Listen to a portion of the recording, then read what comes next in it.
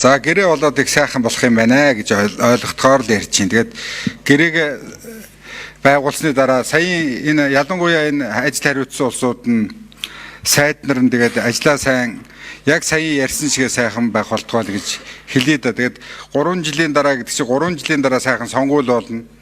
Тэгээд та хэдийн маань яриад байгаа зүйл сайхан биелсэн байх юм бол Монголын хөдөө аж ахуй өөр болоод экспорт сайжраад энэ пүүжэгийн лоббиг хийгээд байгаа махан их сайн гарах юм байна л гэж ойлгож штэ.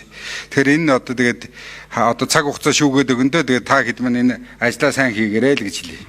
За улсын их хурлын баталсан бодлогын хөтөлбөрүүд байгаа. Цагаан алт хөтөлбөр. Арьс шир ноос ноолуурынхаа боловсруулалтын төвшийг сайжруулах. За энэ ажлууд хийгдэж байна. Ноосон дээр, ноолуурн дээр арьс ширийг хэрхэн боловсруулалтаа сайжруулах уу, экспортын чиглэлд хэрхэн шилжүүлэх үү.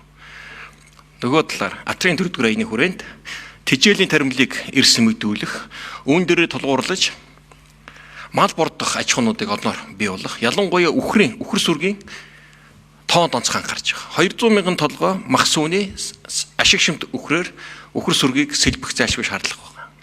Яагаад гэвэл хамгийн том зах зээл үхрийн махан дээр байгаа. 50% татвартай үхрийн мах тэг болж орж байгаа дээр манад маш том орон зай гарч байгаа. Тэгэхээр бид нар газар тариалан дээр тулгуурласан энэ махны экспортын чигтээ ийм хамгаалагчсан аж ахуйнуудыг хөгжүүлэх болцоо гарч ирж байгаа. За 20 цэрийн ажлууд хийнэ. За одоо ингээд хэлцээрийн хүрээнд одоо Оросын албан улсын мал эмнэлэг болон 20 цэрийн байгууллагуудтай харилцсан протоколуудаа хийн. Тохирох асуудлуудаа энэ дээр ингээд хамтарсан одоо вакцины туулга үйлдвэрийн одоо тэр бүх шат амжилт болон хоёр талын стандартаа тохироод энэгийн гол давуу тал нь харьцангуй нөгөө олон улсын өндөр түвшний одоо 20 цэрээс илүү хоёр талдаа тохирч чадвал явах болцоо нь илүү харьцангуй жоохон сул гэсэн үг бидний хувьд боломжтой гэсэн үг. Тэгээ энэ талаараа ингээд тохироонуудаа хийх том ажлууд эхэлнэ. За мэдээж дотоод энэ 26-ны төсөв дээр ялангуяа лабораториудын хэл худалдаанд лабораториудыг нэлээд сайжруулах хэрэгтэй байна. Биокомбинатынхаа одоо вакцины үйлдвэрлэх хүчин чадлыг нэмэгдүүлэх хэрэгтэй байна. За хил дээр гарч байгаа тэр мал мах экспортлох үеийн тэр 20 цэрийн байгууламжууд ерөөсө дутуу байгаа. Тэрийг бас хийх ажил байна.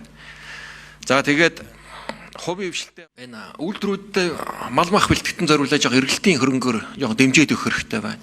Ер нь манайх нэг бэлчээр 20 сая толгоогоор давчгаад бэлчээрийн дархалдлах өндөр нөгөө цөлжилт нэрвэгдэх байдал өндөр яваад байгаа.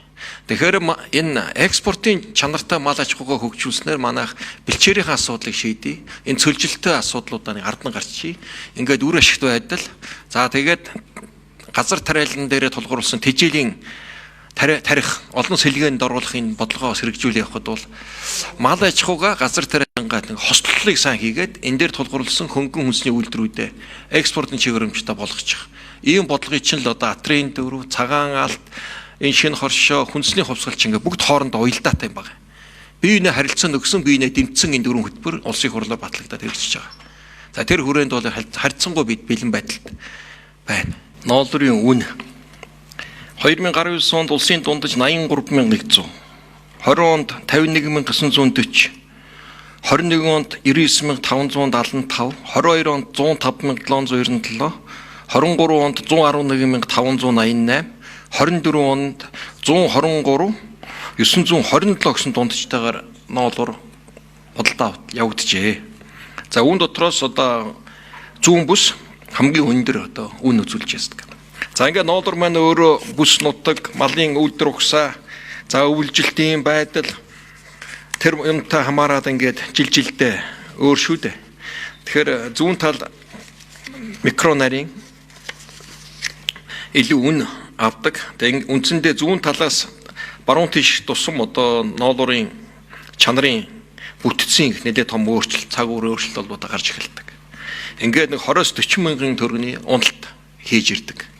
За энэ жил 103 аймгийн ноолор үндсэндээ 155-аас 168 мянган төгрөгөөр авагдаад дууссан.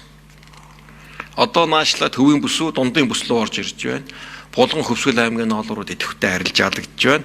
130-аас 140 мянган төгрөгийн хооронд явагдаж байна.